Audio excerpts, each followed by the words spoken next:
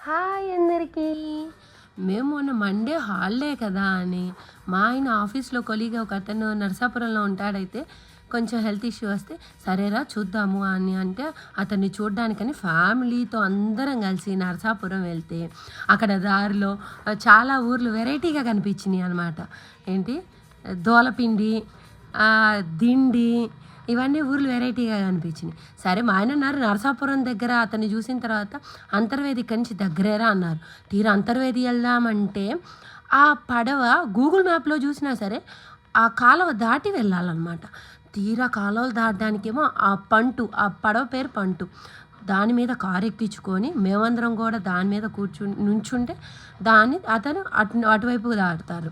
అమ్మో! నాన్న, అమ్మ అయితే అస్సలు వీలు లేదు. అంతర్వేది గుడికైనా మానేద్దాం గానీ తీసుకెళ్ళే సమస్య లేదు అన్నారు. ఇంకా చాలా స్టోరీ ఉంది. ఇంకా